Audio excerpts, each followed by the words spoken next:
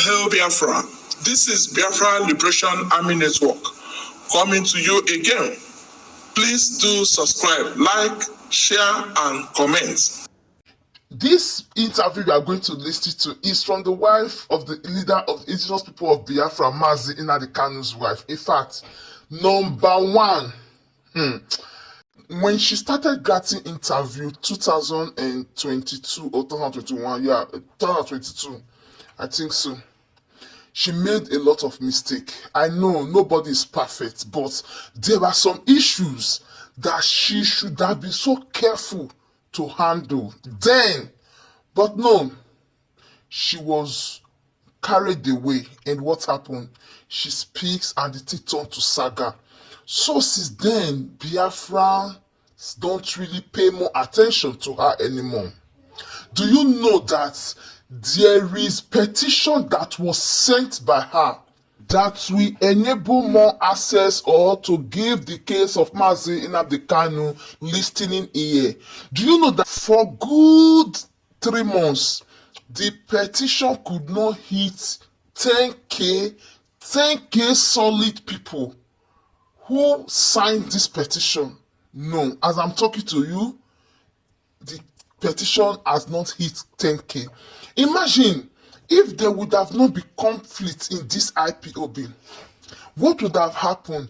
This petition would have long time settled. Anyway, let us hear it from her because I have some points to give to you people, and I'll be right back. So that's a different story altogether.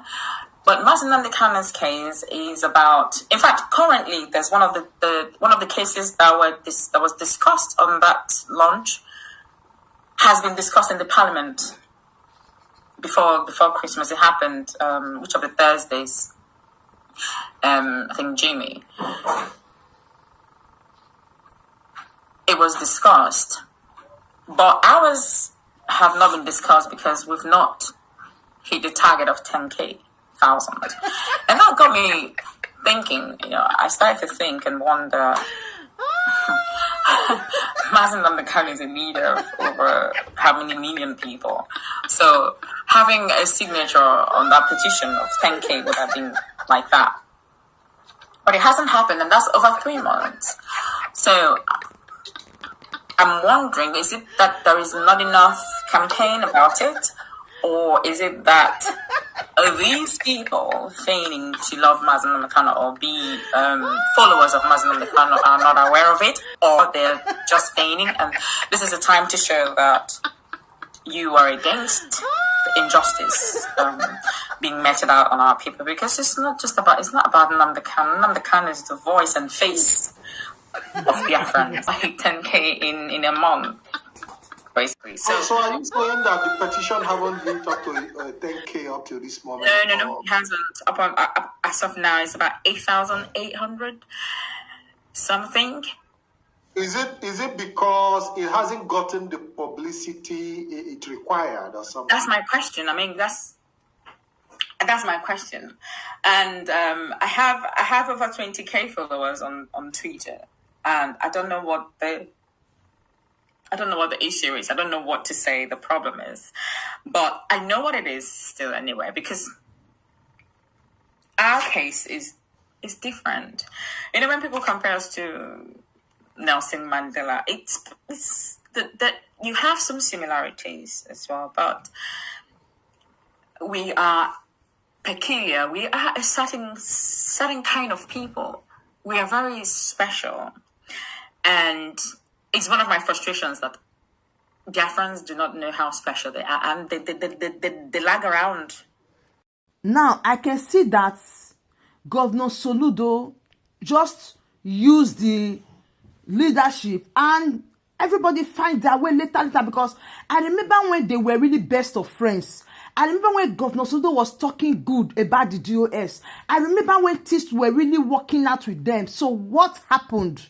I will tell you what happened at the end of this video. Governor Soludo made a statement while addressing the states, and he said that releasing Mazi Nnamdi Kanu will never stop insecurity in southeastern part of Nigeria. That even if they release Mazi Nnamdi Kanu, nothing will happen. Say because the people, they no longer listen to Mazi Nnamdi Kanu.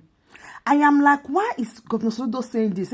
Before now, people were like saying, oh, when you release Mazi Nnamdi Kanu, that is the end. The governors, all of them, they were saying it. And there is a good relationship between the DOS members and Governor Soludo and some of the Southeastern governors. So what happened? What really changed? I will tell you guys what really changed at the end of this video. But before we go, let's listen to the wife of Mazi Nnamdi Kanu and respond to Governor Soludo, and I'll be right back. The governor of Governor Soludo, in his recent interview that he gave, first of all, we need to understand that the governor is speaking also for himself and for his what I say cohorts, those who he's probably representing and speaking. He's speaking the mind of himself and his group, or speaking the mind of his group. You would understand, or if you recall, there was insecurity in Southeast for a very, very long time. The marauding of the Fulani headsmen who come into our farms and rape our mothers, murder our people, and nobody was doing anything about it.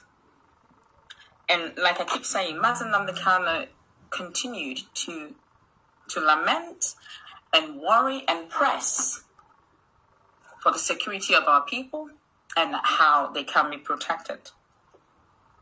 So even when the Eastern governors, some of them managed to call the 82 Division, the military in Enugu, and there was no response to them until Mazi Nnamdi Kanu and his men established the Eastern Security Network, which is called the ESN. And some of these incidents, you don't see much of it, you don't see many of it any longer. But in the recent time, or since Mazi Nnamdi Kanu was taking, the target is to destroy IPOB. The target is to destroy Nnamdi Kanu, and they have worked so hard for that to happen. There's something about insecurity. When there is insecurity in a state, it becomes public. And after 48 hours, if that is still in existence, then you need to hold responsible the security forces of that state and the politicians. So these two people work in hand with these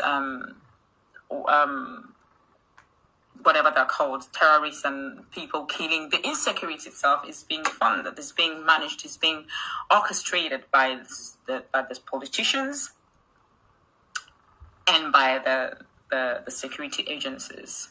Because from what is it called? From Jos to Abuja, from where you don't see any military troops anywhere. You don't see any checkpoint. They're all free, but that is where these terrorists are just taking over and running over their military bases. But you don't see any military checkpoint. So what are they doing in the east? But maybe every 500 kilometers or 1,000 kilometers, there is a checkpoint. Yet, you have loads of people being kidnapped. Who is fooling who? These people work with the security agencies. So Soludo, or Governor Soludo, saying that the release of Nnamdi Kanu would not stop insecurity. Is he confirming or is he affirming? Because it's being a thing of debate that whether to release Nnamdi Kanu would stop the insecurity or would it not. So he said, because they will not listen to him. How does he know that they will not listen to him? That is number one. Number two, he also said that these people who are carrying out these unrest are hiding under Nnamdi Kanu. In fact, I need to mention this. One of our brothers, the older brother was taken, and they demanded billions. And they said, oh, they're doing it for, no, it's Biafra. They're doing it for Biafra to come. Which is absolutely not true. So Governor Soludo said that they are hiding under the name of Nnamdi Kanu. Nnamdi Kanu also said it. People faffing about with his name and the rest of it. Now, if Nnamdi Kanu comes out, that will give you at least a leverage. Will it minimize it? Yes, it will minimize it. Will it stop it completely? No, because there are people who are orchestrating this, and these people are in higher places. I know that the wife of Nnamdi Kanu will be a little bit regret that is certain, because the way she should have handled the issue at the initial stage is different from what she did. That escalates to a lot of things. Now, not that Governor Soludo don't know what he's doing. The governors, all of them, they know what they are doing. It's just that they believe that after moving Nnamdi Kanu from the way, one person is still remaining. That is the person of Simon Ekpa. And they said, what are we going to do to move this guy from our way? To make this guy clear out for us, let's use the wife and the DOS. Since they are not in good terms with Simon Ekpa, it will be easier. So it looks like the governors, a lot of people that did not even love Nnamdi Kanu, started speaking in favor of Nnamdi Kanu just to get to Simon Ekpa. Time without number, a lot of people made statements that say, release Nnamdi Kanu and take Simon Ekpa. These are fallacies. These are just pretenders. They don't really love Nnamdi Kanu. They are all hypocrites. Now, let me start from the petition. You see that these people, they don't even care. They know that the house is divided. They don't even bother. Nobody even share it. Nobody even send her, because she made a very great mistake. Even if she don't even like what Simon Ekpa is doing then, if Simon Ekpa and DOS have problem and she can't settle the issues, then she remain neutral. If she remain neutral, she will have the honor, respect. People will like, oh, this Nnamdi, they will embrace her. Everybody will receive her. But no, she never remained neutral. She chose sides, and that is exactly the problem. Choosing sides, you have passed a lot of message. People that do not love the other people will not want to accord to anything that you are doing, even if it concerns Nnamdi Kanu. They will not want to marry, because they will look at you like you are fake, because you, just like you joined their enemy in fighting them. This is exactly what happened. Tell me, why is it that for good 3 months, petition that was sent, they could not find up to 10,000 Biafrans to sign this petition? Remember, if there would have not been problem, what would have happened? She would have even gained more than 100 million people to sign this petition within 24 hours. Not talking about 3 months. That aside. Now, why Soludo and the rest of them no longer bothered? If you notice, since the removal of Simon Ekpa from the way, nobody they would demand Nnamdi Kanu. They don't even talk about the release of Nnamdi Kanu. No gidi about Nnamdi Kanu, because they were just talking about Nnamdi Kanu to take Simon Ekpa out of the way. Just check the handwriting on the wall. When they hold Nnamdi Kanu, they thought it is finished, and the Biafra Prime Minister rose up and they tried to put him out of the way. And what did they do? They tried to go and make friends with their enemy. They make friends with the DOS, some DOS members. They made friends with a lot of them. They started fighting Simon Ekpa, started bombarding everything, started writing, doing that. Hey, if they can catch Simon Ekpa, they will release Nnamdi Kanu. As soon as they catch Simon Ekpa, they say, oh, it is over, it is finished. We don't even care about Nnamdi Kanu, because Nnamdi Kanu and Simon Ekpa, they are one, case closed. This is exactly what they did to them. And today, you hear the wife of Nnamdi Kanu crying and regretting some things that she has done. The most important part is that at the end of this interview, she tried to talk to Biafra in a language you will understand. In conclusion, she tried to speak peace. She tried to speak the way forward. You can see that she has been deceived in so many ways. Does that mean this repentance she's preaching or this unity she's not preaching, is it because Simon Ekpa is no longer there, or because her eyes is open to see that after Simon Ekpa is gone, Mazina the Kanu case worst, that nothing is happening? What is your take on this issue? Because we are still going to torchlight this issue again. The straight road must be cleared, and everybody to your tent, O Israel. Biafrans love Mazina the Kanu, no doubt. Not only Biafrans, all over the world, all over the globe. Just look at what happened right now in certain part of Nigeria this Christmas period. Do you know that there is no checkpoint? No checkpoint. Every road was cleared. Because why?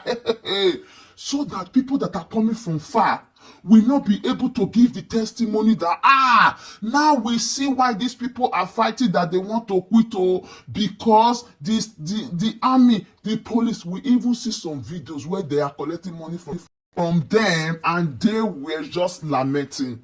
Now the bottom line is, you cannot do without the people. That is it. Yes, you cannot do without the people. Every leader, you must be able to listen to your followers. That is the moral lesson that we are getting now. You must listen to your followers, and you must take time, caution yourself before you act in any area you find yourself. You must be conscious of people and what you speak or what you do. And Simon Ekpa is out of the sight, but still, things still continue. And now she just explained and said the reason why Mazina the Kanu launched the Eastern Security Network. So is Simon Ekpa also operating then during the time of this Eastern Security Network being launched? You see, a lot of mistake has been made, but it's not too late. We can still correct it, because it is only when you give up then it is over. And I believe that a lot of people's eyes don't open. So I still believe, because at the end she also preached unity. So let us also continue from where we stop. So thank you so much, everyone. I said let me just bring the update to you, because when I see the thing today,